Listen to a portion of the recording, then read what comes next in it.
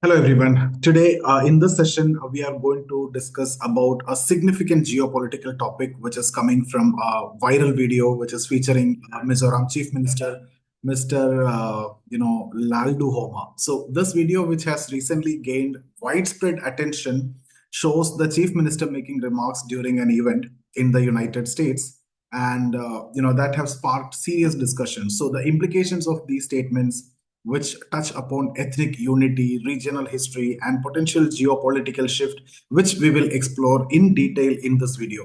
So let's get started. I have the PPT, which I will be sharing, and with the help of that, we will try to understand the details of it. So I hope you can see the screen, and let's move on, guys. Right, okay. So let's start by understanding the Mizoram's demographics and ethnic composition. So to provide a context, Mizoram is one of the, India's northeastern state with a population of approximately 12.1 lakh. Okay.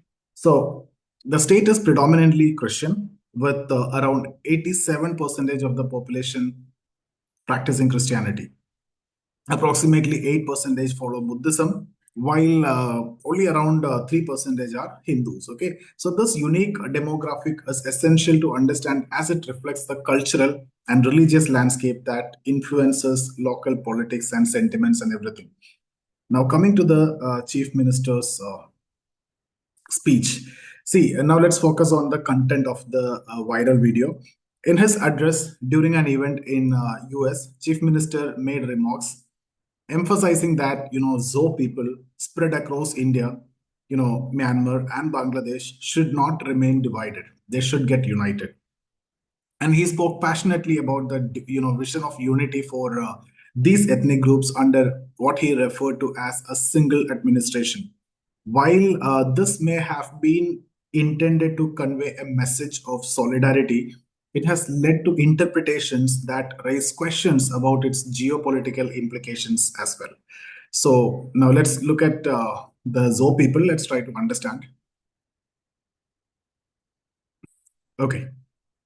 Now, for you to better understand the Chief Minister's sentiments, we need to know about the Zo or Mizo ethnic group. Okay, so this group is spread across various parts of northeastern India, including Mizoram, Manipur, and other states as well.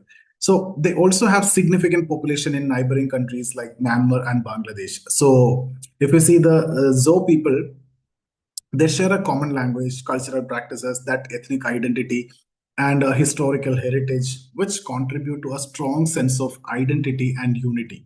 So that's what we consider as ethnic identity or ethnic unity, and based on ethnicity, which is coming out of common culture. Now, over the past several decades, many members of this group have converted to Christianity and creating predominantly Christian ethnic group. Okay, so now, coming to the controversial statement and its implications. See, the Chief Minister's speech contained statements that have been perceived as controversial, particularly when he mentioned that the Zo people are brothers who cannot be separated, and expressed hope for divine intervention to bring them together under one administration. So, this phrase has fueled speculations about whether he was hinting at the idea of unified political entity encompassing parts of India, Myanmar, and Bangladesh, where you are going to form a single administration where all these Zo people are coming together. So this naturally raises concerns regarding sovereignty, territorial integrity, and regional stability also. So that kind of words are actually used in that. Now coming to the broader geopolitical context. See, these remarks gain additional weight when considered in the broader geopolitical context. So, the northeastern region of India has historically been sensitive and with various ethnic and political complexities. So, any discourse hinting at cross border unity could be seen as a challenge to existing national boundaries and international relations. And the situation also evoked memories of warnings by Bangladesh former Prime Minister Sheikh Hasina, who suggested that the foreign powers, specifically Western nations, might have interest in influencing the region's dynamics. And let's also look at the US involvement, the speculations, and the concerns about that. Okay, so see, the chief minister visit to US and his statements there, have fueled speculations about possible international interest in this region.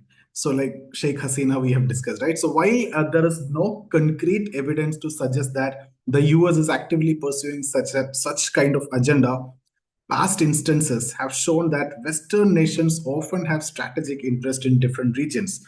So, the timing of the chief minister's speech paired with existing geopolitical theories which actually raise questions about whether is there any some external force might have be at party, or they are playing with this, and if this was purely a cultural message misunderstood by some.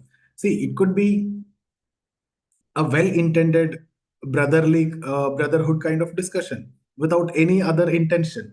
It might have misunderstood also, or there can be some other forces behind this as well. Okay, now coming to the political landscape of Mizoram. It's essential to note that Chief Minister belongs to the Mizo National Front, MNF, okay, so which holds a dominant position in Mizoram Legislative Assembly. So, unlike other Indian states, national parties like BJP, Congress have very limited influence in Mizoram with minimal representation in the state assembly. So, this underscores the regional focus of politics in Mizoram. So, it often centers around local and ethnic issues. Understanding this helps in conceptualizing or contextualizing the chief minister's comments as potentially aimed at reinforcing the cultural ties rather than suggesting a political unification. So that he's actually talking about a cultural ties and the same ethnicity. It's like birds of the same feather flock together, right?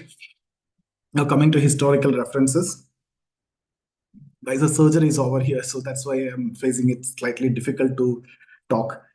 So. Right, okay. The chief minister comment again about the British colonial era's forced divisions, add historical depth to this conversation. And he highlighted that the borders drawn during the colonial period have left the Zo people divided across three countries.